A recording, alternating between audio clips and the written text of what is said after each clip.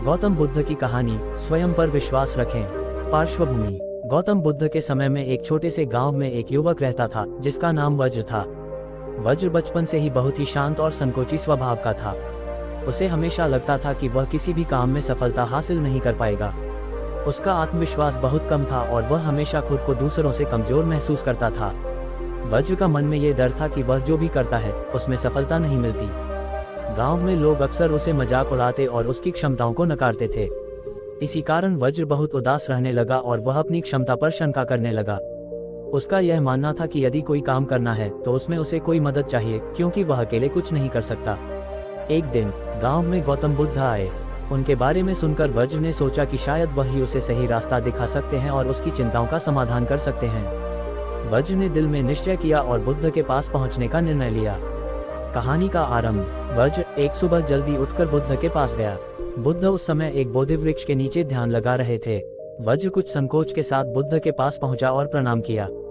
बुद्ध ने उसे देखा और मुस्कुराते हुए कहा, क्या चाहिए तुमको वज्र?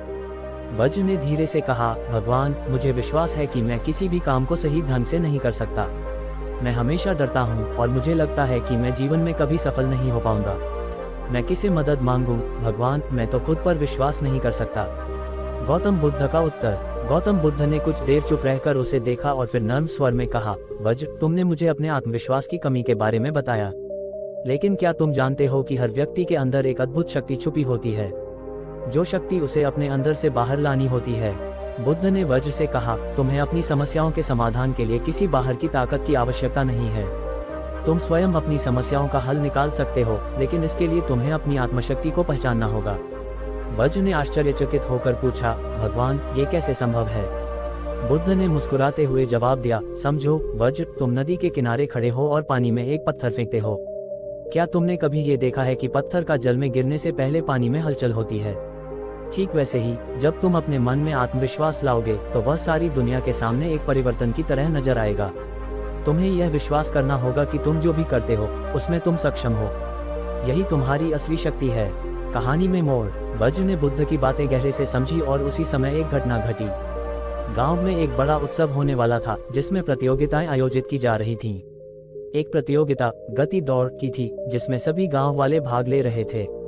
वज्र ने भी इस प्रतियोगिता में भाग लेने का सोचा, लेकिन उसे डर था कि वह दौड़ में हार जाएगा और लोग फिर से उसका मजाक उड़ाएंगे। लेकिन बुद्ध की कही हुई बातें उसके मन में गूंज रही थीं। उसने सोचा, अगर मैं ये दौड़ जीत भी नहीं सका तो क्या हुआ, मुझे केवल अपने पर विश्वास करना होगा। वज्र ने प्रतियोगिता में भाग लेने का निश्चय किया।